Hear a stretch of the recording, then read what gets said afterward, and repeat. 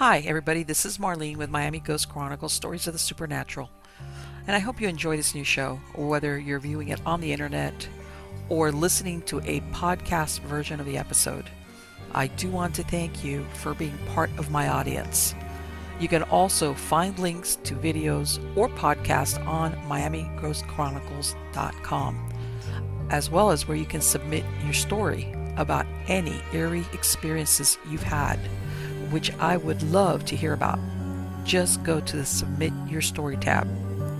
Please subscribe to our channel so that you receive notification of when we release a new show. And find us on Facebook, Twitter, and Instagram. This is where I usually live stream and where I give you a behind the scenes look at locations where new episodes are being filmed at. I also tell you about all the interesting guests that will be appearing soon on Stories of the Supernatural. I hope you enjoy the show, and I think you are all wonderful.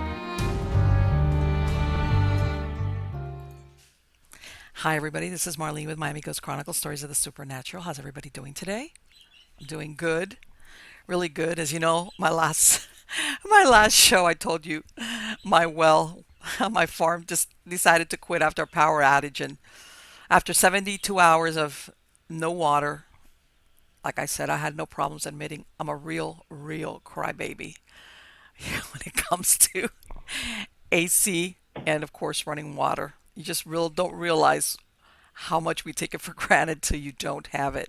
And like I said before, the last experience I had was in the fall of last year, when these hurricanes tore through South Florida, and I was with a week without electricity and water. But it's almost like misery loves company, since I knew everybody else was in the same situation I was. It's like totally different. But anyway, so that's what I'm saying. It's all good. It's all good because I've got water. But anyway, I'm also all good today again because I have a fantastic guest today with us. This is a lady who's very well versed in the paranormal field. Her name is Marie D. Jones, and she is the best-selling author of fiction and nonfiction stories. She has an extensive background in journalism, metaphysics, and the paranormal, and she's worked in the field as a field investigator for MUFON in Los Angeles and San Diego in the 1980s and 1990s. She's also been on television, including History Channel's Ancient Aliens and the Nostradamus Effect series, and she also served as a special UFO abduction consultant for the 2009 Universal Picture science fiction movie, The Fourth Kind. Now, she's been interviewed on hundreds of radio talk shows, and she's lectured widely at major paranormal, new science, and self-empowerment events. And I am so happy to have her here today. How are you doing, Marie?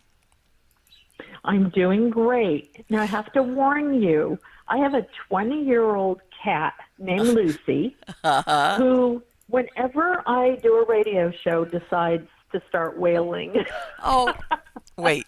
See, this is, you are absolutely in the right place, because I live in a farmhouse, but besides that, I've always had animals. I have 5 dogs. Right. One that I have a bunch of birds, and like my audience knows, all of a sudden you'll hear a screech or a bark or some weird noise. Plus I have chickens, and when I don't feed them, they come on my part. You get it. Yes, I have roosters that look at me through my window, and they decide that in the middle of the day that they're going to go ahead and let me know, like, come and feed me. So yeah, that's belief. Isn't that weird? But I mean, I could be sitting here working the whole day and nothing. But as soon as I get on the phone. So anyway, I just thought I would. But you know what? I'm going to mention something. One time, this was already maybe like a year ago or a little bit less, I was interviewing this gentleman. His name is Christopher George. As a matter of fact, he lives over in San Diego. And in the middle of the interview, I remember him mentioning something about his mom loved cats. And all the way towards, I want to say, when the last maybe 20 minutes of the interview, I distinctly heard a cat meow. Now, what's really funny is I'm thinking it's his cat, and he's thinking it's my cat. Oh, no. So funny. Later on, I heard it, and then, I review the show anyway afterwards just to make sure everything's okay on the audio. And I sent him an email, and I said, hey, thanks. And by the way, I heard your cat. He came out, and he goes, I don't have a cat. So Oh my neither God, one it of was us a have a ghost cat. cat You in know, the I have cats, wires, but in another, right? I don't have a cat here. And it was like, but it Oh, was that's distinctly creepy. a meow. Okay. And it was, when he Oh, wrote back, that's he goes, I don't funny. have a cat. And we both laughed and we were, it was one of those things that neither one of us, just took it in stride because we're each thinking it's the other's cat. Exactly like you said, that was Yeah. close by and came out in the recording. So I'm glad you put that out there in case, in I case. I swear it's like, yeah, let me just put this out there before we even get started. Well, you know what? And it's really funny. Everybody, and I'm, if you have children, you know how when they're little, they follow you around and they got to be underfoot wherever Oh you're yeah. at. Well, animals do the same thing. They got to be underfoot, especially if you're not giving them direct attention somehow. They got to be like, notice me. So I They absolutely know. They understand. just Yes. know. Oh, I think they do Yes. it on purpose. Yes, Anyway. they do. They do. But it's like, believe me, if anybody understands, it's me. But anyway, Marie, let me So ask you what I annoying. ask all my guests, which is obviously you're involved in the paranormal field, but how did you get started? Your interest? Did you have a childhood experience? Did something happen later on as an adult? That's such a hard question. Okay, so I have been really into ghosts and aliens and UFOs and Bigfoot since I was like a toddler. Wow. And I don't know why, because as far as I know, nothing happened. Nobody ever told me there were strange lights over the house, and Right. the creatures came in. I don't know why. So I as a child I loved to read, and I loved to read ghost stories. And back then we had record players. Remember those things? Right. And I used to play these ghost stories that were on records and just play them over and over and over again. And oh my God, I was obsessed with UFOs. Okay. So I just think it's something that was natural, but I also loved science and nature from a really early age. And I'm kind of feeling like I must have sensed that it was all a part of the general, reality, that the reality that we see and the one that we don't see. And I always thought it was just all the same kind of stuff. It was only until later that I learned it wasn't. Well, Um, and you know what? yeah, And did you ever have any experience that now maybe, sometimes as children we take things in stride and we don't think it's paranormal. We just think it's okay. Looking back, did you yes, ever have any experiences as a child? yes. Okay, so three things that come to mind really quickly. One, we had woods behind our house with Okay. a lake. It was really cool. And I remember looking out. I always used to look for animals. I used to like to think that I was an animal tracker. Haha, I'm like six. But I remember looking, so there was a fence, and then there was the woods, but there were a lot of breaks in the fence. So all of us neighborhood kids could go in the woods and down to the lake. And I remember looking and seeing something walking through the woods that I assumed at the time, for some strange reason, was Bigfoot. Now, how the heck did I even know? I must have seen it on some In Search of or some Okay. TV show back in the day. So, and then later I had two very vivid, unbelievably vivid dreams that still now today stand out to me as maybe not necessarily being dreams. And one of them, I saw a city in the sky. And I know Okay. that that's something that a lot of people have actually reported Yes. seeing. Well, the other one is the freakiest one. I must have been about 6 or 7 years old, and I dreamed that I was coming down. We had a driveway that kind of sloped downward into the garage, and I dreamed that I was looking through the garage to the back window, and there was sort of a skeleton head looking at me. And that Wow. stayed with me all my life, and I will never forget the first time I ever saw a picture of a gray alien. Uh-huh. I said, that's what was looking at me through the window. And Wow. now and then I started to even question whether that was a dream or that was something that really happened, but I just sort of Right. categorized it as a dream. So things like that when I was little. And then as I got older, I could sense ghosts. I never actually saw one, but I could sense them. Mm-hmm.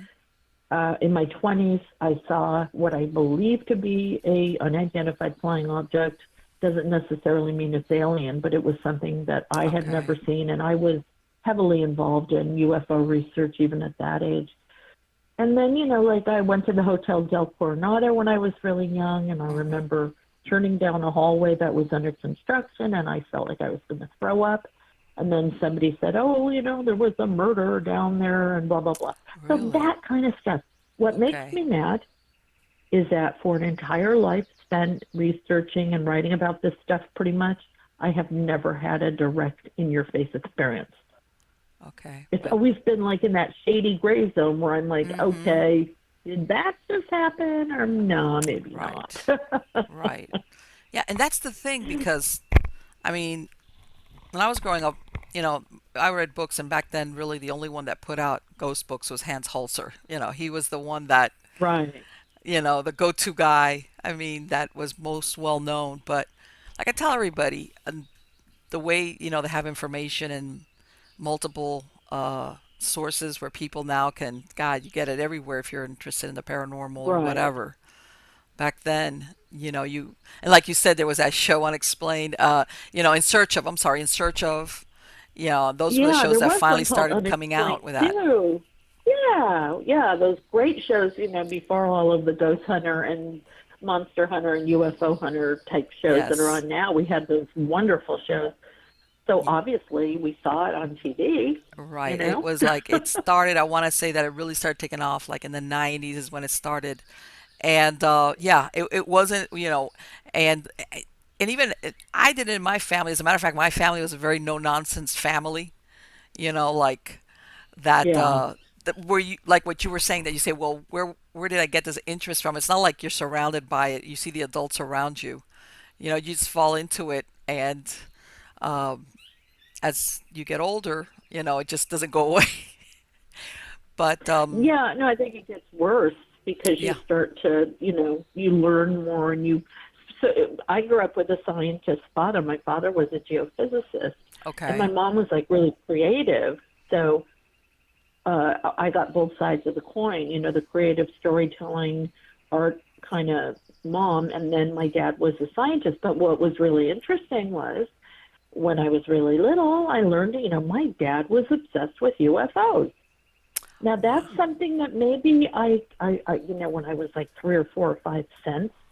But by the time I was 7 or 8, I used to sit in the kitchen when he would have some of his colleagues over, okay, and they would, these are scientists, these are oceanographers, astrophysicists, geophysicists, geologists, mm-hmm, that people that he worked with and knew, and they would all talk about UFOs. And that now that I think back on that, that was pretty mind blowing. But at the time, it was like I did not know that science and the paranormal, couldn't go hand in hand. right, yeah, it was like a bad word if you were a scientist if you said you were into Yeah, the it paranormal. wasn't to them.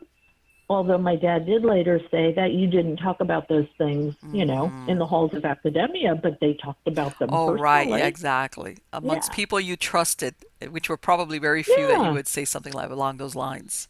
Because otherwise, you would just What be it proved shooting to your me. career in the forget it. Oh God, yes, yeah, yeah, because your boss might not. But what Yeah. it proved to me was that they, a lot of scientists really are interested in the paranormal, Mm-hmm. but they kind of have to pursue that interest after they do their sciencey stuff, Yes, so to speak. exactly. And Exactly. but I mean, think about it. If millions and millions of people over the course of history are having these experiences, why would we not think scientists would be interested in finding out what they are and where they come from, how they manifest, if we have anything to do with the manifestation of a paranormal phenomena? Of course they are. Of Of course course. they're And yeah. interested. Yeah, but then you get the scientist, the one if you can't quantify it, if you can't reproduce it, blah blah blah blah blah blah blah, That's the then problem. that's it. Forget That's the it. problem. And it, come on, let's Yeah. face it. Everything about the paranormal, whether it's UFOs, whether it's ghosts, life after death, whether it's cryptids, come on, it's like a lot of theories. Uh, but as far And as it's subjective experiences that you can't duplicate, in a clinical setting. and maybe you can't apply the scientific method to, but I think it's changing. I think a lot more scientists now are saying, okay, wait a second, Yeah. maybe this stuff has its own method by which we can study it and maybe someday even prove how it happens. And we might end up finding out that it's got a lot of science behind it. We just were places or whatever. But yeah, that's been the problem. Well, I Is think the also with a way lot that of we go discovery about of doing in research. physics that they're saying about what's Oh really yeah, there, a lot of them are going, right. yeah, Yep, exactly. Could this apply? And yes, it was funny. I had a conversation the other day with somebody about the reticular activating system, which is a little cluster of nerves at the end of the brain stem mm-hmm, that literally works to filter out everything that your brain is that's coming at your brain, which is somewhere in like the vicinity of 40 or 400 million bits of information wow, per minute. Okay, per yes, minute. It's that's some so much. astronomical number like that. Mm-hmm, So what the RAS does is it narrows your focus down to a minimum of, or maybe 40. And that's all that you can deal with to survive and, live your life. right, So can you imagine all of the other stuff that our brains are not even allowing us to perceive yeah, because we will because be our brain, overwhelmed. exactly, and our brain decides that's not really important to me right now. I got to raise 3 kids, and work my job Yeah, and get yeah, the because tires yeah, fixed on the car. especially now Yeah. that everybody wants it to multitask.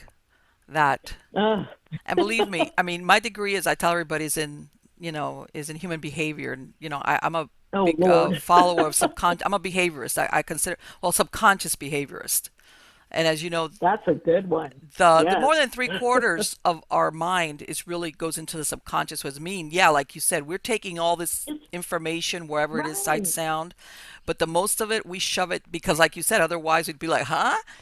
And only twelve Yeah, percent we yeah, but it's in there, and that's why exactly. people sometimes do things that they themselves don't understand. And I mean, we Yeah. could go into people being in light hypnotic trances. We have a lot of subliminal, well, I don't want to say subliminal, let me take that back. But certain beats and even commercials and movies and certain music rhythms will put you into a light hypnotic trance and make you more receptive, and it Yeah, goes into your subconscious more mind, blah, receptive. blah. So, yes, but that we're But being see, bombarded, that's people don't so realize it. important.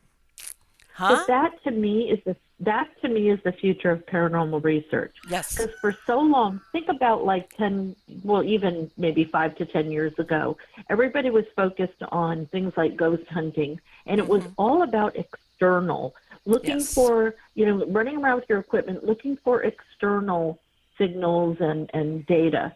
But now we have to take into account psychology, our own human physiology, Mm-hmm. physics, and as you said, behavioral science, because, if our subconscious is programming the vast majority of what we perceive as Yes. reality, that means that we're blocking out a huge chunk of reality just because our subconscious decided, no, that's not important to Exactly. you. And Exactly. so all of that stuff we need to take into account. And that might explain why you could be standing next to somebody and they see a ghost and you're like, huh? What? No, Well, I don't see nothing, you know? well, this is, and a lot of it, people don't realize that behavior modification, anybody that really wants to modify your behavior is really going to go after your subconscious mind, not your conscious mind. Your conscious Exactly. mind is Like only cult. what we Yeah. need to, like what we're doing now to drive the car, make sure you don't get run over if you Yep. cross the street. Things like that. That's your conscious mind, but really who's in the driver's seat is your subconscious mind. And if anybody wants to Yeah, modify their behavior or absolutely. somebody's trying to modify somebody else's behavior, whether it's an individual or in group, really who they're going to talk to is the person's subconscious because eventually that's really what either for good or bad, whatever. Yeah, And that's where yeah, all the power is. That's what's driving that's like the gas that's driving your car. yes, Um, yes. and, I think that plays into the paranormal too, because if you say, oh, I would love to see a ghost, I believe in ghosts, but Hmm. subconsciously you don't, or you're terrified, you could be blocking your own ability to perceive Oh, things that are absolutely. around you. So it's just so much more than just the external stuff. And I think that that's where we might get some really cool answers if people keep going in that direction. You know what, in my experience, Marie, some of the most psychic people I know, and when I mean psychic, some of them, like you said, they have a Hmm. handle on it, and run away from it in the other direction. Some of them usually Right, have a slight problem, well, different levels of with anxiety. Okay, they're maybe a little bit yeah, bordering on hypervigilance. Sometimes having to do nothing with the paranormal, but that ability, that hypervigilance, is the what part of what makes their brain sometimes pick on stuff that other people that don't. right, yeah. And Because they're some of looking them for it really in a way. get They're that more focused on they it. wig out. They don't want to have anything to do with the paranormal. They don't even want to see people with a mask on. So Yeah, isn't that weird? They don't seek publicity or celebrity or fame or no, anything like that. They're like, oh, please no.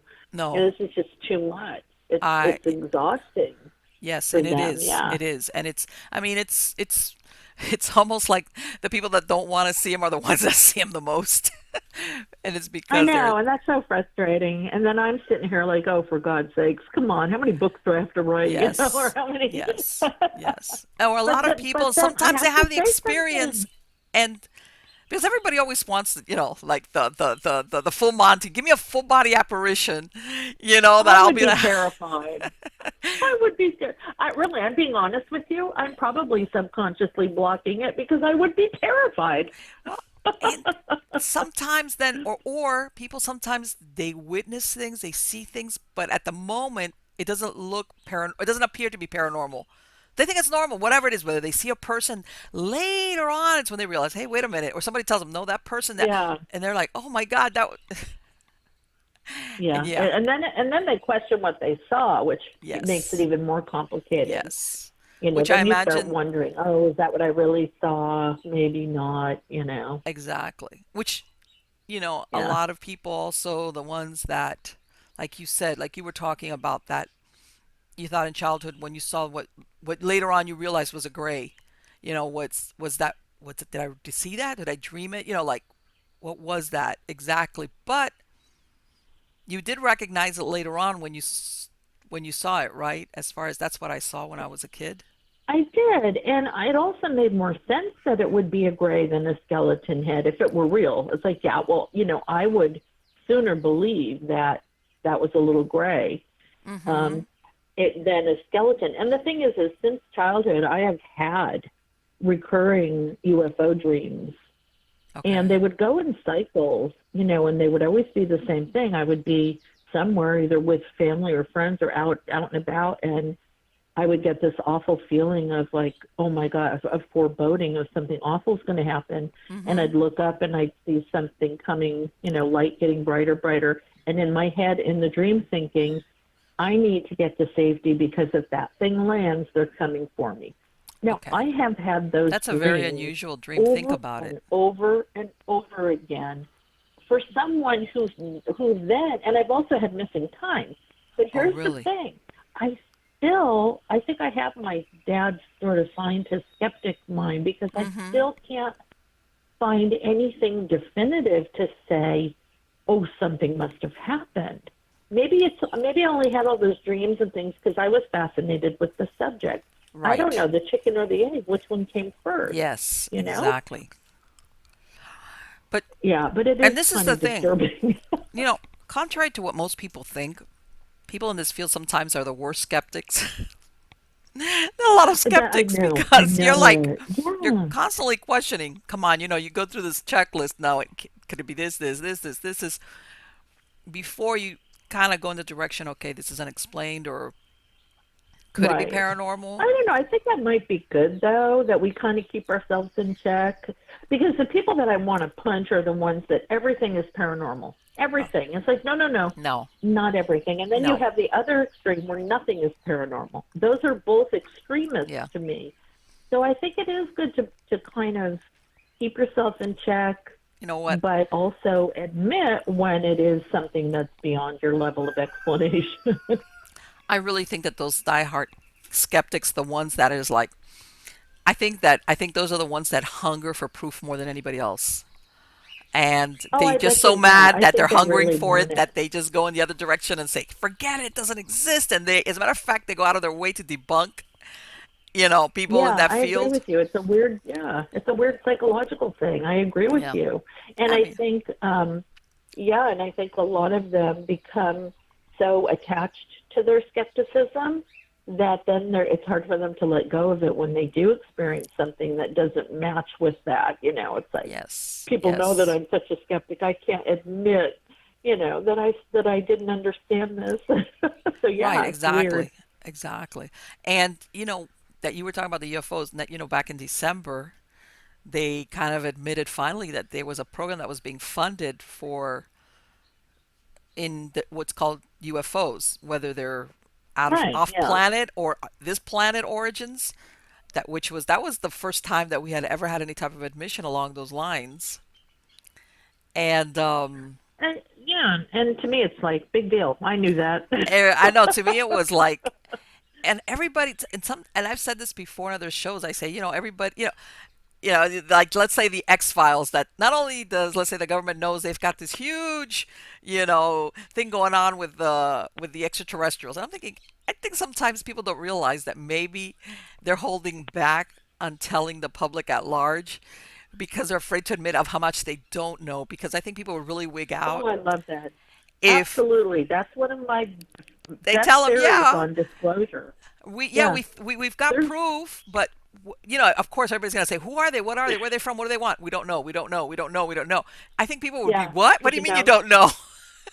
they would go nuts because that would be an admission that we know they're out here, but we don't have any control. Yes, Sorry, and people, you're on your own.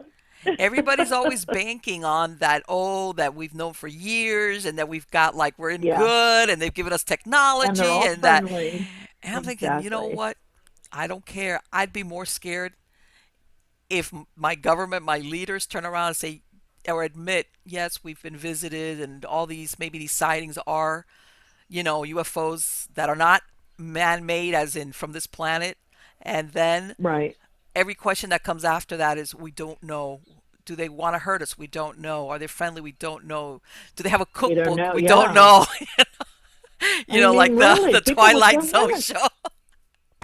It is, and not to mention the fact that even if they came out and said yes, they're friendly, you still have half the population that would think the government is lying, right? Yeah. They're So lying to us. you know? So yeah, to me that's something that I think about all the time. It's like how would it maybe play out? It's a no-win situation no matter how you do it. If you come on TV and say we know everything, there are enemies. Panic.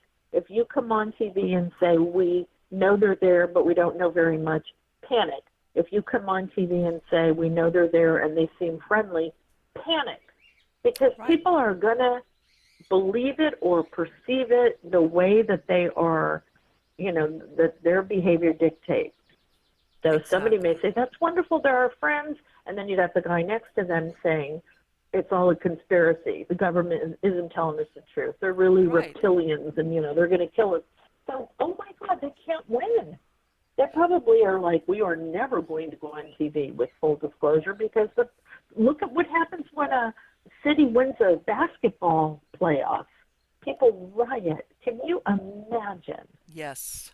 Or the some. rioting and uprising because you'd have the religious folk wanting to know if they believe in God or Jesus or Buddha or Allah It or would what, be. or are they atheists? Yeah, you'd People don't have, realize that, oh, and I'm sure you remember back in 1999 when they were coming out with all these end of the world movies. It was Armageddon and what was it, Impact Final, yeah, Deep and there was, Impact, oh, yeah, the one with the meteor. That in one of the yeah, scenes, Morgan I love Freeman that one. is, they don't want to disclose it because Deep they're afraid the Impact, economy is going to fall apart because people are just going to right. stop doing everything. And I And that movie, think, everybody died in the end. That was creepy. oh, I know, it was like, unless you were one of the lucky few and got to the top of the mountain, or you were That got special, to, that's it, you're yeah, out of luck. And I'll tell you this exactly. much, because of my age, I'd have been like, oh shit. I'd be like, I know. I'd be I'm like, done, you I'm know what? toast. Forget it. I had a good run. Right. And it's like, but the thing is that there was that one scene where, the Earth is facing annihilation, but they're refusing to tell the public because they think the society will come to a grinding halt and everybody will stop. It'll be like every man for himself. It'll be everybody wild. And I Yeah. don't think, I mean, obviously, annihilation of the Earth is much worse, but I think that if they ever admitted of how little they know versus what they don't know, are there more Right. than one kind? We don't know. I think people would Right. just What do they wig want from out. us? They would, yeah. I mean, I would too, even though I like to say, oh, I can't wait. I know they're there. It wouldn't be a big deal to me. Oh my God, of course it would, because then you just start asking questions of yourself. You start Yeah. doubting your whole life. You start doubting your whole identity. You wonder, are my kids going to be protected? What's going to happen? Can I go to the Hmm. grocery store, without getting zapped? Your whole life would be Yes. totally upended, Yes. even And if you thought you wanted to hear that. well, I think Yeah. that kind of, how they say, well, we've been acclimated via Hollywood for in other words, back in the 50s and the 60s, we had all the Cold War movies, but now afterwards, when we had all these, movies that are Hmm. like, it's okay, it's okay. I still think that we all have that fantasy that everything will be taken care of. And if that ever became reality, I see a We'd lot of flip. people would not be We'd able to flip our handle it. lids. Yeah. Yeah, because And watching a movie is still that's a vicarious experience, and you're still separated from it enough to not freak out. But if it's like looking out your window and seeing it, yeah, I think it's going to be a little bit well, different. and Stephen Hawking, may he rest in peace. That last little snippet that he did, Right. like, yeah, we'd be at the short end of the stick because technologically, obviously, we're inferior, and that usually doesn't bode well for people or Yeah, civilizations. really. I'm sure everybody'd be like, Yeah. whoa. I mean, it's. I think it's exciting, and I definitely think that obviously there is, extraterrestrials off planet, whether they're interdimensional from outer space. Who knows if there's more than one? What was it? The other day I was listening to a theory that they believe that there's even more than one, and that they have basically they're warring against each other, and we're caught in the middle. And I mean, I know there's a lot of theories going out there, but Yeah. Yeah. at the end of the Hey, and day, any of those, yeah, any of those and all of those could be true. That's what's yeah, so scary, yes, yes, is that they could all be true. yeah. And So, Marie, well, and I see, I mean, obviously, besides the UFOs, I see that you wrote a book about demons and fallen angels. oh, yeah. And I got to tell you, that was actually one of the most enlightening experiences. Really? I had the publisher asked me to write about the subject, and I thought, with Larry Flaxman, who I've written a number of books with, and I wasn't real keen on doing it just because, it's kind of creepy. Mm-hmm. But I said, all right, I'll take it on. I like a good challenge. And we did a lot of research, and it ended up being a really fascinating learning experience, because when you look at the history of these the concept of evil, of devils and demons, angels, and, good versus bad and duality and all of that, and you look at the origins of all of it, you get a much different appreciation and understanding than just by looking at demons today, like in the movies, or Right. with the church and exorcism. It's such a limited viewpoint. And it took away a lot of the fear, if not all of it. Mm-hmm. And it was just fascinating. It was absolutely fascinating. It's funny because the book is so full of information that we found, but people are reluctant to buy it and read it because of that sort of stigma. Oh, I don't want demons to visit me if I start reading it. Well, trust Right. me, Like they I'm. didn't do anything when I was writing it. Yeah. And also, oh, I know they're bad. Well, no, not necessarily. Learn about what the Catholic Church had to do with how we perceive these ideas, how they Mm-hmm. created a lot of the evil connotations to, like, witches and, shamans and all that, and how everything was demonic to people that didn't understand that nature could kill you with a volcano or an earthquake. and it Right. wasn't a demon. It was just so all of this stuff. It's a fantastic book that totally changed my perception and perspective and opened my eyes to where the whole good versus evil, where it started, and how it just got so evolved into what we have today, the more religious connotations. Well, and people, I know, like I'm gonna blame Hollywood again. That's why a lot of times we get like a certain idea of when you use that fallen angel or the demon, those words.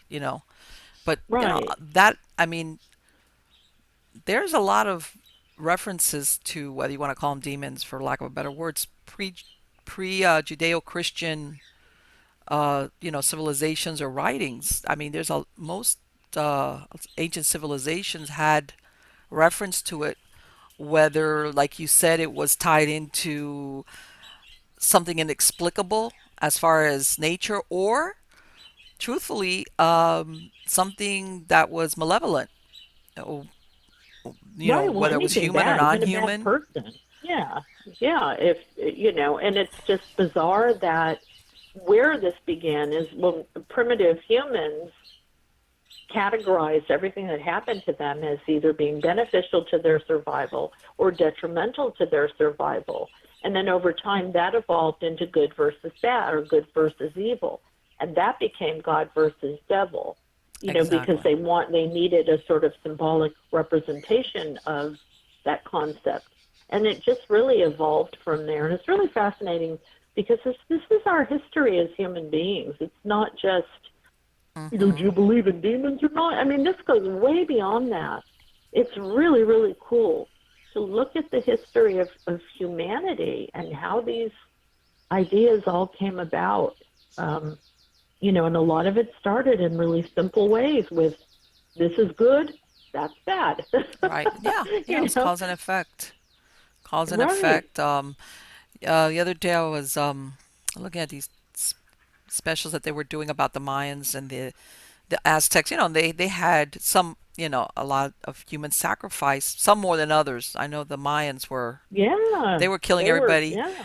and others would only do it when they had stuff like drought, famine, Yeah, it was, yeah. It pestilence. was like a special occasion. Right, like exactly, like, okay, we need to appease the gods because we've something's going on.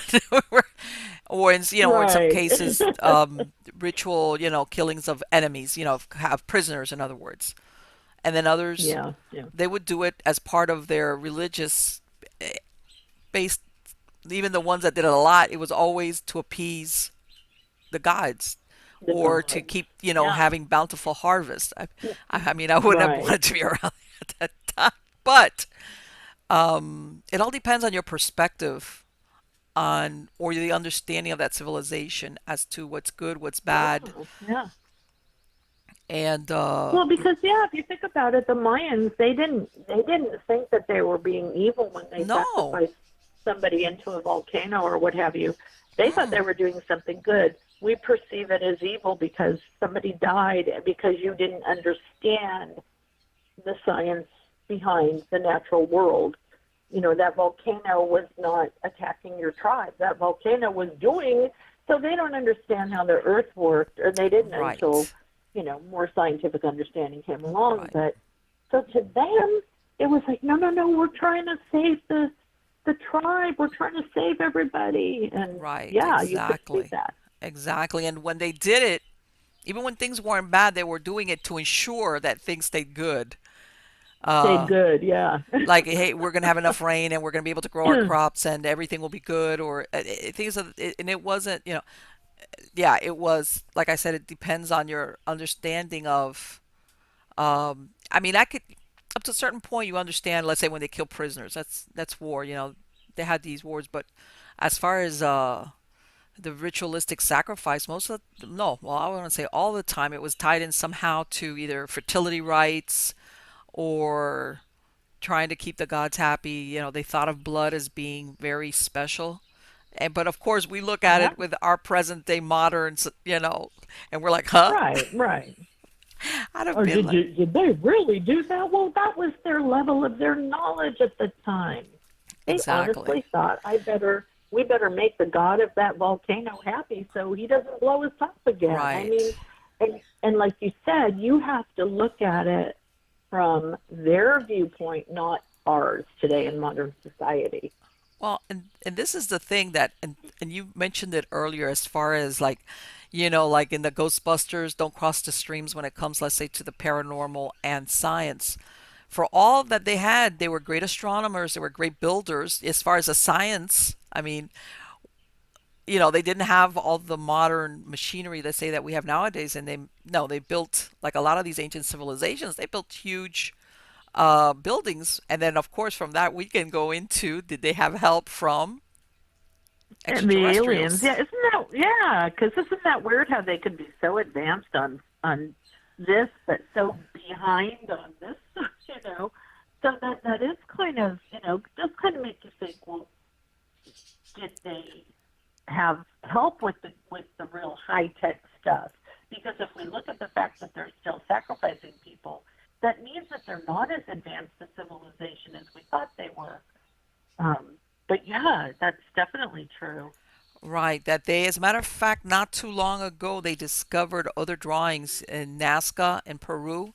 They had those, they found some smaller ones that now, of course, with this wonderful Google satellite, that they Oh, could I see. know, right?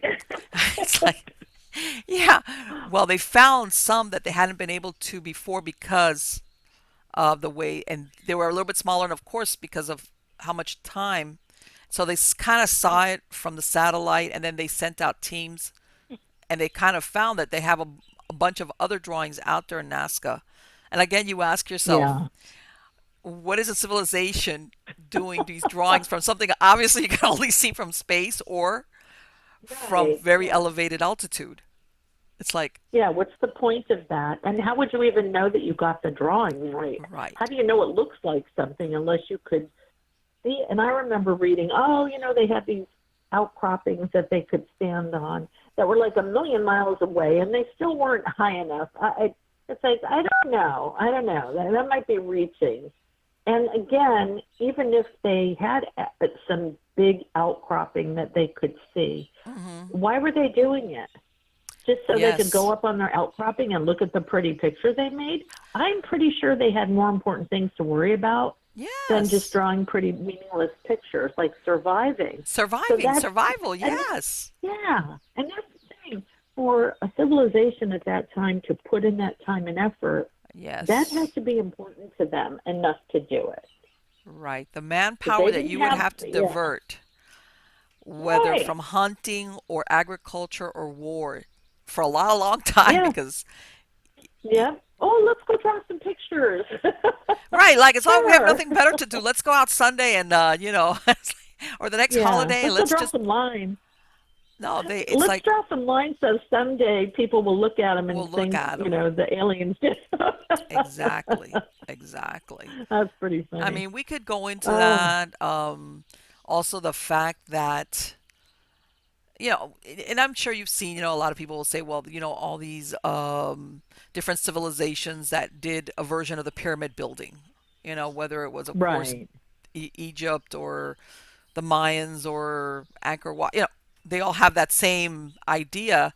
And even I think it was, I want to say it was the Incas where they found those even when they did sacrifices they would put them up at the Right. very highest point of the mountain. It's Point. almost like Yeah. this is as close as we can get to the heavens To God. Right. as Here, an God, with an take this offering. Yeah, body. Yeah. Yeah. And yeah. yeah, they're the pyramids. They have them in the Koreas, North and Mm-hmm. South Korea. They found them in Cambodia, in Bolivia. They're all over the world. Yes, So that must mean something. of course. And again, that they took the time out of their survival skills to build those things. It couldn't have been easy. Either somebody No, built them for them or they really thought this is important. We have to build these. I'm th- I, they a lot of them. Most engineers will nowadays they really haven't really given a good explanation as to how they did it. Considering these different civilizations at different times Whether some of them didn't Right. even have, like, for example, like over there in Mesoamerica, they didn't have pack animals. They didn't Yeah. have. I So it's like, same thing. yeah, this kind of pulley system. I mean, I like how they are trying, but they will really reach, with their possible explanations. Like, well, it took, you could do it with 200,000 people. It's like, really? Really, you think that's how it was done? And it would take 20 years. Right. Why? Again, ask yourself why. First of all, if that was how Yes. it was built, it must have been awfully dang important to somebody to build that thing. It Yes. must have had an incredible meaning or purpose. And Yes.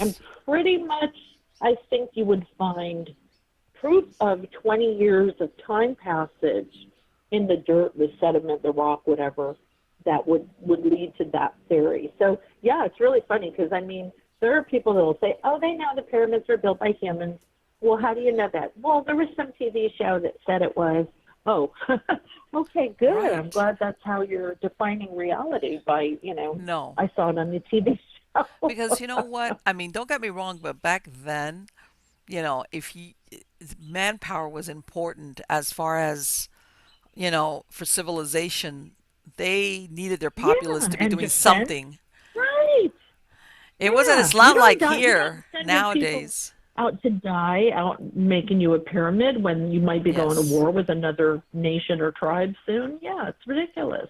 And a lot of people, and if we go down that rabbit hole, and then you think about, and it makes you wonder if, let's say we're thinking, okay, where was their interpretation of God's, where was it visitations from aliens? Again, fallen Right. angels or demonic beings? Were they also aliens, but the ones that maybe were not so friendly? We could look at it Yeah. also They that yeah. way. Um, Were they mistaken aliens for angels because they came from the sky? yes, Or were they exactly. mistaking, cryptozoological creatures for Hmm. demons because they, had red glowing eyes and were not really friendly? So yeah, we have to Exactly. ask ourselves that too. Right. Whether it's, are we talking a rip between dimensions, parallel worlds? I mean, that right there, because I tell everybody, everybody of course looks to the heavens as far as extraterrestrial or life from another universe, but what if really the way they get from point A to point B is via dimensional, some obviously something we don't know how to do or understand. Well, yeah, I mean that's pure physics, and it makes a hell of a lot more sense than them coming from another planet, out there Yes. in the because in a lot of the UFO sightings, in fact, probably I don't know if I would say a majority of them, but a good chunk of UFO sightings don't sound like a physical object that came flying across the sky and then flew off. Mhm. People will say it just appeared in the sky and then it vanished, as if it were coming from another dimension, a parallel universe, another timeline or reality where just for a few seconds we got a glimpse of it before it. And sometimes people will say things like, there was my husband and I were walking our dog and we smelled sulfur and there was like an electric sort of static and our hair on our arms was standing on end and it just everything felt a little disoriented. Then the whatever appeared and it kind of flickered in and out of vision like it was being projected from like a movie projector Mhm. and then it vanished. So that's not like a solid Bigfoot creature who runs out of the forest. Hi, here I am, and then runs back in. Right. There's some other stuff going on there. Right. So, yeah, it could be anything. I And I think think that applies to some different types of ghost sightings, too. right. Some people say, oh, the ghost appeared almost solid and it interacted with me. And then sometimes it just sort of floats on by and it doesn't even notice that you're looking at it. Exactly. Or you hear, or you have like the smells or things of something that was being done, and it's almost like you're witnessing it. Whatever daily life maybe was very repetitive. It's almost Yeah, like it's happening at the same time in exactly. your same timeline, and they kind of cross. Yeah, it's like deja vu. That's what I think deja vu is. Yes. You're Yes. experiencing yourself in another timeline or reality or universe that is just a little tiny bit off sync from this one, and it's just for a few seconds. Right, and I know that there's theories out there that people say, well, when there's a spike sometimes in UFO sightings, there's a spike in sightings of either Bigfoot or other cryptids, and they try to link them Yeah, up. And I'm thinking, you know what? Maybe what, this is Marlene's theory going out there, but here we go. Maybe when these extraterrestrials do maybe a rip or a tear or a slide or whatever it is that they do from one dimension, other things pop in and out, take the opportunity yeah. to come Doesn't that through. make sense? We're you we're know? gonna we're gonna open a wormhole. Whoever wants to come visit Earth, join out. Right. It'll only be open for 3 days. And as silly as that sounds, it makes a whole lot of sense. Like you Yeah. open that doorway, and they're not going to be the only things coming through. And Right. possibly, things are going out. Like you always wonder with all these missing persons and people that disappear in the woods or whatever, and never ever locate any remains or anything. Missing animals. People that have time slips. Are they going in and out of that same doorway? Some of them come back, some don't, like the Bermuda Triangle. So, yeah, I think your theory is a good one because I would think the same thing. It's like the timing is right. We're opening the door. It's like when you, on Black Friday, when you go shopping, and they open the door and everybody floods in. Yeah. Exactly. And Hey, then well, they close maybe on the the door other and then side they of open whatever it it. is, after a while, they learn, hey, whenever one of those things with the lights come through, Yeah, it's like go. jump through. Yeah. I mean, Doesn't that make sense to yes, explain? I yes, think even ghost exactly. sightings go up. It's Yeah, it definitely. It's like if the opportunity is there physically for that stuff to come through, then it would be yes. more than just one type of phenomenon. Right. So Or I think that's cool. right. Or you've heard of all these, the many years ago or hundreds of years ago, where where a certain town or part will say they kind of seeing some cryptid and they'll see it for 5, 6, 7 months and then all of a sudden the sightings stop. Yeah, like And Mothman. Yeah, right, Mothman, other weird stuff, and it just as suddenly as it comes and it stops. And you have a bunch of people that are saying, we saw it, we saw this, we saw this. yeah, And why not? Why couldn't it be something along that just came over this side and um, for all we know, even the extraterrestrials might be saying, "Get that thing back in here," because yeah. it shouldn't have gone over there. It's like when you open up a corral and all the horses Yeah, it's get like, out. It's like oh no, my no, no. I God, only wanted those two. wait, the humans aren't ready for this. Go get it quick, bring it back. Exactly. I And mean, yeah, we can't control the crazy black-eyed kids. Get them back in here.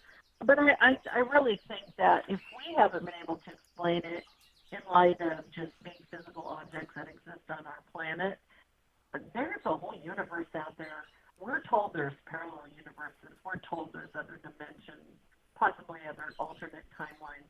Why could this, a lot of this stuff, maybe not all of it, but a lot of it come from those places? And that's why it's not consistent.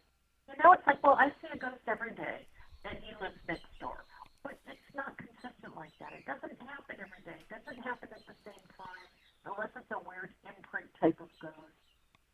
It's so erratic and inconsistent that you have to look beyond something that, it lives out in the woods, and you got a million people chasing after it, and they still can't find the dang thing. Well, maybe it runs in the woods, and then it goes up its little vortex into the reality that it's from. We assume Bigfoot is physical. We really don't know that. well,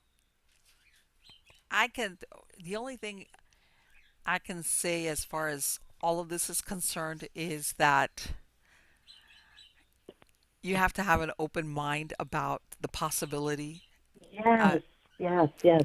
I know that a lot of it sounds like, but anything is possible because we don't have proof. We don't have proof for it, but we don't have proof contrary. Exactly. Yeah, So, and you can't, and no longer can we just say ghosts are the essence of a dead person because right. we don't know now. There are so many different types of ghost sightings then Yes. there might be 8 or 9 different explanations. Sure. Yeah, we really don't know. Do we just exist because now we don't have a human body, but we're self-aware and our consciousness exists on another level where you don't need a human body to exist anymore, but you're Right. still self-aware. I mean, the possibilities are endless, and unless you're on the other side, you won't ever know. I But know. it's one of That's those that. things like I guess I'll find out when I get there. I mean, even though I'm not in no hurry to I get there. hope so. Wouldn't it be funny? Yeah, you die, and then there's like a whole nother set of questions that, like, okay, now we got to figure out what this is about. Exactly, exactly. Like everybody said, like who said that? You were like, what's that rest in peace part about? I don't.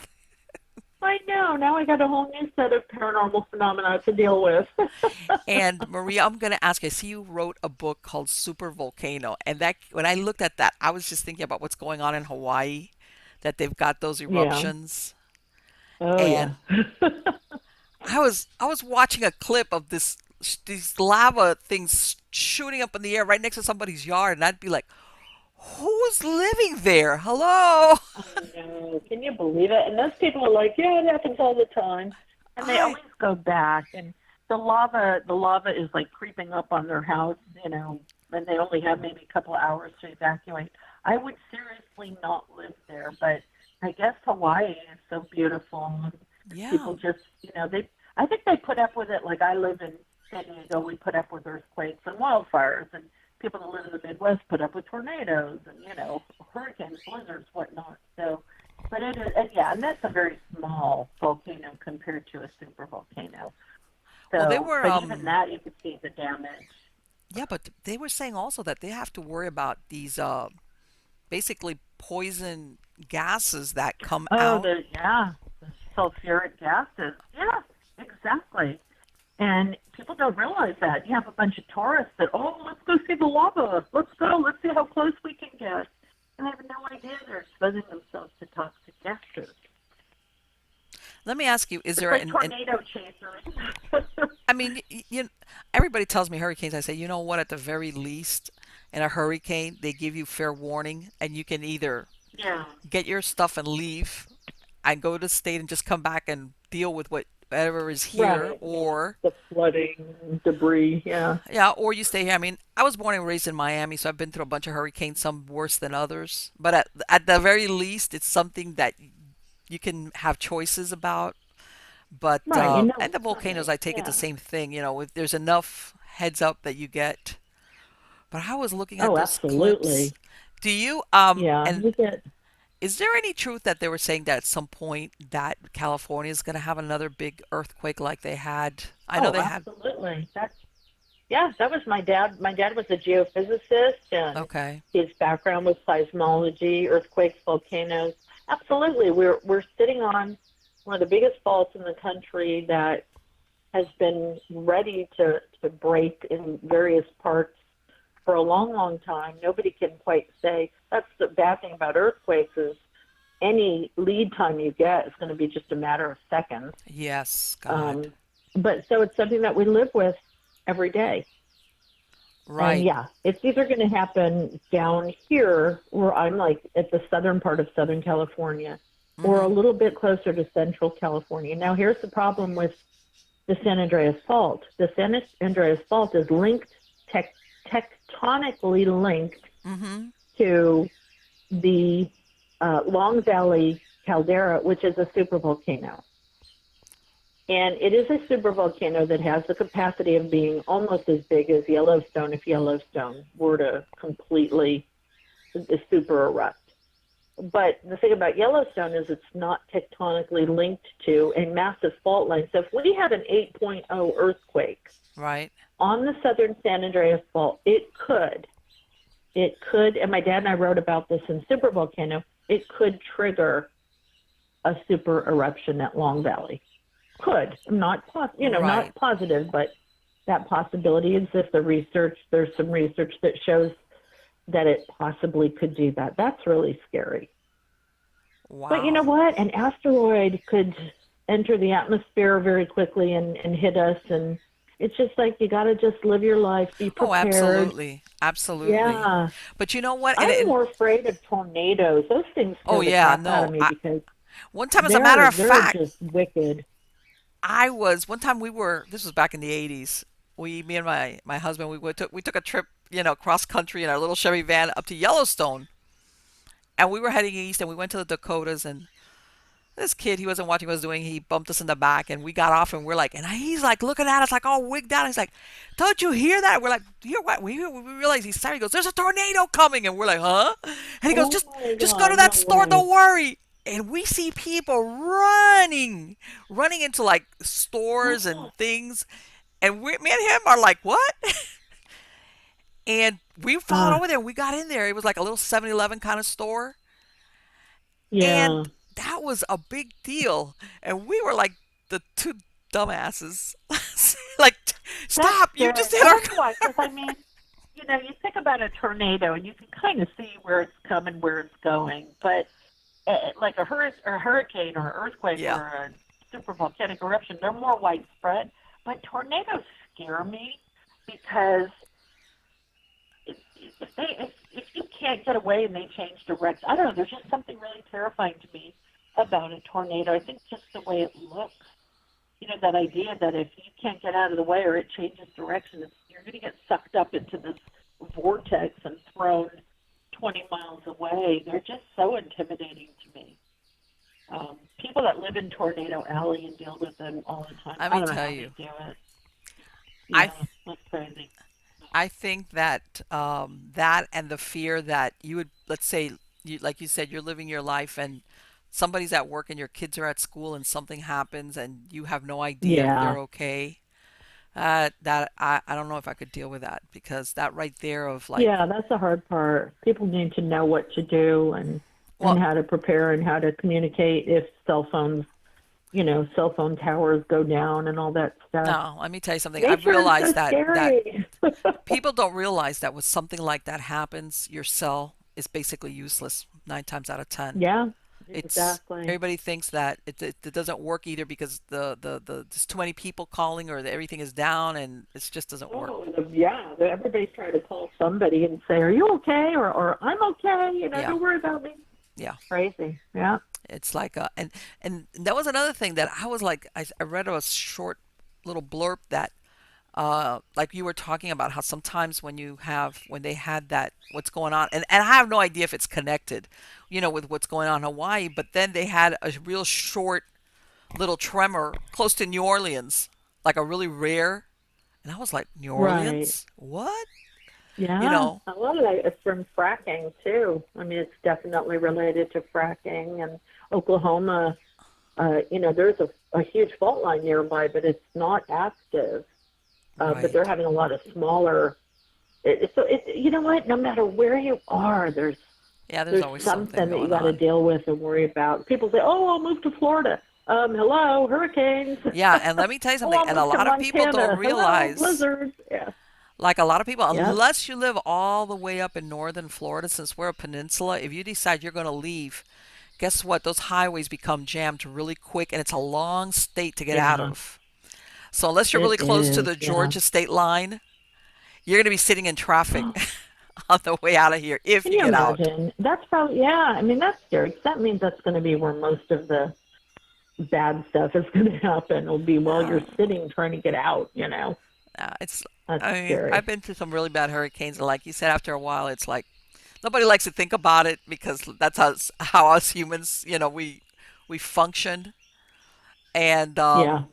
that's the thing. And you made good reference to it. Even nowadays, can you imagine when we're talking ancient civilizations when they were faced with these catastrophes that they didn't have the benefit of science to explain, hey, Right. They didn't know. Yeah. There must be a God and he's angry at us because look yeah, at all what did that you red do? hot lava coming out. Exactly. Yeah, exactly. Quick, sacrifice some virgins. Yes, they gotta be Yeah. virgins.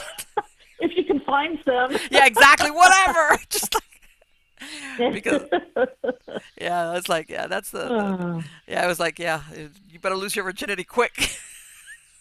yeah, but really. I know.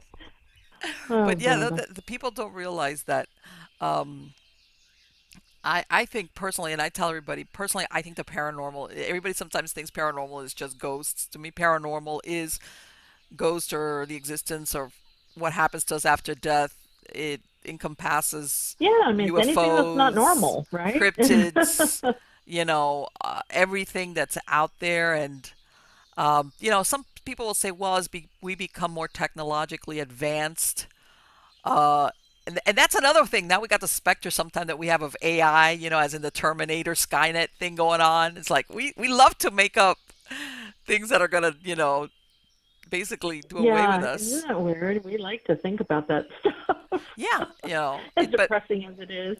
yeah, that they say, as our technology advances, we still want mystery or the unexplained and things like that. And I mean, we could go on and on. You're like, okay, well, does AI, when does it become sentient? Will it become sentient? And then Yeah, again, then we got to worry about that, right? That's like, oh God, then we got to worry about robots and stuff taking over. yeah, it's like, yeah, let's like, all right, we're having, yeah, we've got good imaginations. And I tell everybody, you know what?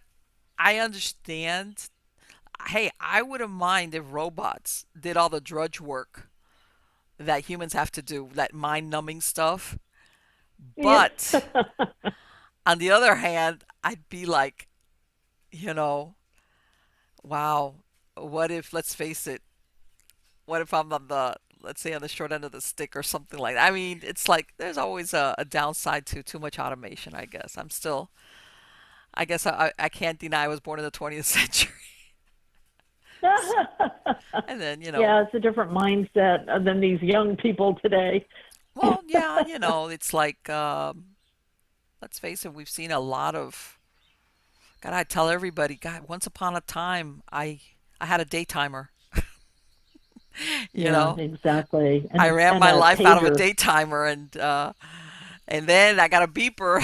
So it was this thing of Isn't this that phone thing that something? now people can't live without their phones. That was, hey, I didn't have to worry about those We did things. just fine. We did just fine without Yeah. these phones, you know? And now we're glued to them too. So we can't, I guess we can't complain too much. I have I have my own theories that we because we have to be instantly available, whether it's emails or phones. I think that's up to stress level, but sometimes Yeah. it's Oh, better just nobody. absolutely. People who were patient, they called you, nobody was home, they'd call later, or they sent you something in the mail. Yeah, or leave them out. And then we had the ability to leave a message. And now it's just Yes, like, and now exactly. it's like the second I turn my phone on, people start messaging me because I guess Yes. on Facebook or something, they can see that I'm on Mm-hmm. my phone. It's like, are you serious? Can I have my Exactly. coffee first? Right, You know? exactly. Yeah, and even the ones I get it from, my kids are adults, but they don't live with me, but I'm still supposed to be like the 24/7 like, Mom, why didn't you pick up the phone? I was taking a Yeah, shower. I do take exactly. a shower every day, and I don't take the phone in there with Yeah, me. They're I like, know. That's eventually their phones are just, I think, going to be built in as a chip in the brain, yeah, so I you don't mean, have to, worry about not having it in the shower. I know. God forbid. Don't even say that. Don't even say that I because pretty know it. I soon. know. But anyway, Marie, I would like to thank you so, so much for spending this time. It has been great to speak to you because It has you been a blast, you've delved into absolutely. all those areas which delight the paranormal enthusiasts, all those wonderful, like, oh, they're not dark corners anymore. They're not that dark. But We like I shine some said, light. Woohoo! you know what? I'm sure there's a lot of mysteries yet that we have to experience because, like everything else, once you make a discovery, then there's something else out there that you realize or as humans, we don't know about or we don't understand. So, God, yeah, it's an exciting time to be alive, regardless of It is. I how many agree. unknown Yeah. things are out there. So again, thank you so so much for spending this time. You have been wonderful, and I will. Let me ask you: do you have any books right now? Any projects that you're working on? I do. You're going to laugh, but in September, I have a disaster survival guide coming out from Visible Ink Press Oh, you're because kidding! I'm actually trained through Red Cross and FEMA and CERT programs in all of that stuff. And then I'm working on for early next year a book called Celebrity Ghosts and Notorious Hauntings, which is Really? really, really fun. Oh Famous my ghosts, God. famous locations, notorious, axe murder homes, and anything that has a reputation for being really well known. And it's just Uh-huh. going to be a really fun Oh, guidebook. So yes. those are the two things. Yeah, that'll be Wow. out next year, I think next spring. So you've got So, a lot of things. Oh, and by the way, now that you said that thing about preparations for disasters, down here, this uh-huh. last disaster that you know that we had a shortage of Red Cross volunteers. They didn't show up. You know that they show up like when they open up the shelters and stuff. The shelters, They yeah. didn't have any Red Cross volunteers. Didn't show up. Oh, they're probably all like spread out. Maybe they Well, went to Hawaii. that's what But people you know don't what? I mean, understand. That when it was like people something need to like, get guess what? trained. Those volunteers, if they live in that area, they've got their own things to think about. Their families, yeah. See, that's when a And robot oftentimes, would if come in there's a handy. bigger emergency, Yeah. yeah, because if there's a bigger emergency, they'll get asked to go to that. And people don't understand, something really bad happens and you're not trained yourself. Don't be depending on anybody else to save you because they may be dead or No. they may be taking care of their own families or they just can't get to you through the rubble or No. fire or whatever. And let So, me tell you yeah, something. I'm all This for is training. people don't realize, because what happened in Florida during the fall was right after Harvey in Texas, and a lot of the resources of the country, as far as FEMA and all that stuff, went out there because it was Yeah, we're catastrophic. already tapped out. Yeah, And people don't absolutely. realize that here, even here, normally, like I said, I've lived here, so I've been through a lot of experiences. Normally, you would have, I mean, you would have had gasoline trucks coming into. We didn't have gasoline, and I know that was because most of them were still working on the aftermath of Harvey. And Yeah. people don't realize exactly like what you said that we are so used to having things taken. Somebody's going to help up. The cavalry's going to show up. That if Yeah. you have a couple of Yep. things Call back to back, 911. They'll come and help you. Yeah, exactly. There is not going to be 911. The phones won't work. no, Unless you have a no. ham radio or whatever. Yeah, I agree. People just have gotten lazy and Yes, it was like a dependent it on was like a others. real eye opener. People don't realize that if we, God forbid, and I wouldn't ever want that, but if we have like back to back catastrophes or emergencies, national emergencies, whoever comes in We're in second, trouble. we're in trouble. Yeah, It's like, hey, you exactly. better. Let me tell you something. What saved the day in our household was our gas barbecue. Yeah, I Okay, agree it with was like you. that's what kept Really? Yeah. that. So, but yeah. Oh, I can't wait to see that. But again, thank you, and I look forward to seeing what's coming up. Is also with that paranormal show, because I'm always an enthusiast, and I'm Oh, always well, looking thank for, you. like I tell them, I've seen with paranormal shows the good, the bad, and the ugly, and I'm always looking for the good. Always looking for the good. Well, that sounds good. I'll have to come back on when the Celebrity Ghost book comes Absolutely, out. That'll be yes, a blast yes, to yes. talk I would about. love to see that. That'll be fun. Okay, Marie, thank you so much, darling. You've been wonderful. Thank you. Take care. Bye bye. Likewise. Bye bye. Oh, guys, isn't she wonderful? Wow, did she? Oh, I don't know. She's going to be doing that project. Is it coincidence or what? About preparedness for emergencies. And I'm going to tell you something. I know everybody here is into paranormal and the weird stuff, cryptids, whatever. But let me tell you, if you really, really want to get into really scary stuff, this is an area that you could that fits the bill. And you know, whether you're a fan or not, I'm sure some of you have seen like The Walking Dead, and basically take the zombies out of the equation. It's like what happens when all the things and all the structures that we have in society, the grease that keeps the wheels of our society moving along so everybody behaves and whatever, all of a sudden that basically disappears from one day to the next. And like I was here in 92 when Andrew, like basically, I lived down here. My house was, half my belongings were swept God knows where to the Everglades and the rest down the street. And I stayed in my house so my few belongings wouldn't be taken out. And it was a surreal moment when I saw military trucks and the National Guard soldiers patrolling the streets, and I had helicopters. It was like, besides the fact of the actual experience of the hurricane, and that was of when I say contained, contained as in immediately the rest of the United States, as far as not only the government, but I mean, bunch, charities, churches opened up, and people were sending clothing and household items, and a lot of the churches in the area that hadn't been impacted would serve food out in their parking lots. And of course, because let's say I'm using Andrew as an example, that happened like in South Florida, what they call the Homestead area.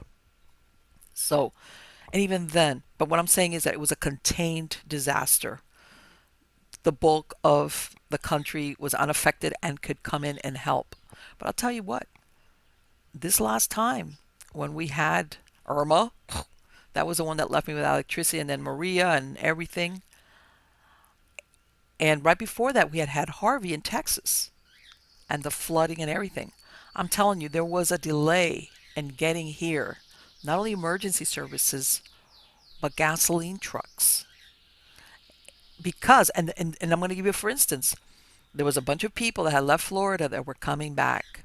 The highways, okay, were packed.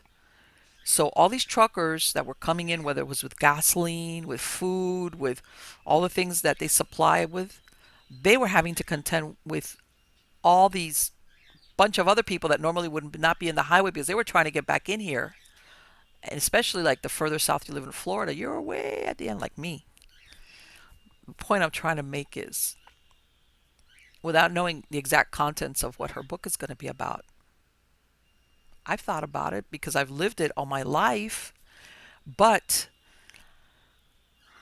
I think that a lot of people always think that if something catastrophic happens, that emergency, whether it's local emergency services or FEMA or government, is going to step in. But I'm telling you, if we get more than a couple of things happening, yeah, there's a lot of manpower, but I guarantee you're going to be spending days, maybe a week or more, depending, okay, on having to live, okay, to live without electricity, to live maybe without running water, depending on where you're at or how you get your supply.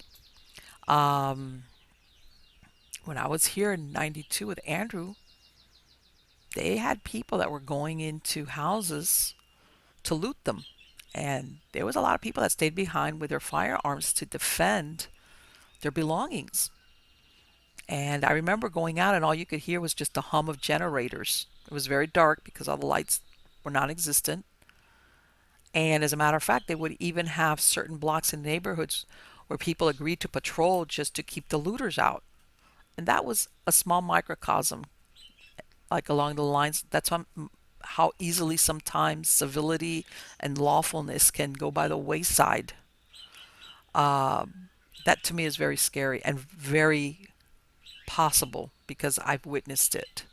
So I'm very interested to see what she has to say. I think that, we ignore those possibilities at our peril, depending on where you live in the country. Sometimes, you know, or even if you say, and I don't, and believe me, I wouldn't wish this for us, but even if you live in a part of the country that normally doesn't suffer from any type of natural disaster, whether it's a hurricane or tornadoes or earthquakes or a volcano, have you ever thought it's any type of pandemic like what we had at the beginning of the 20th century with the Spanish flu here, where, well, it wiped out, which was a worldwide scourge, but basically, from what I understand, came over to the United States with the soldiers, the American soldiers returning from World War One. That decimated, and that went primarily after young adults, not what normally would die when you had diseases which were children, the aged, and the infirm. It was usually the young adults who died very quickly. What would happen then? It's like, And I'm not a survivalist, by the way. I should be, but I'm not. I'm not saying I'm one of these like. But it it gives you food for that. So definitely, I got to follow up and see what happens with Marie, with that, and and that thing that she's talking about, the celebrity. And like I said, I'm ready. I'm ready. I've because when you're in the paranormal, you watch all the shows, the good ones and the hokey ones. And I do. I admit I do. Like I said, I've seen the good, the bad, and the ugly, and even the reruns of the good, the bad, and the ugly. So I'm always ready for good stuff. Good stuff, entertaining stuff, factual stuff. Even sometimes if it's places that all the paranormal groups have gone through, I'm always hoping that if they go there, they're going to give it a fresh angle or more accurate angle. In other words, because some of them just kind of rehash the same story, the information about the site. And like I said, I'm a big researcher. And then when you find out, it's like that's not really what happened there. That's not accurate.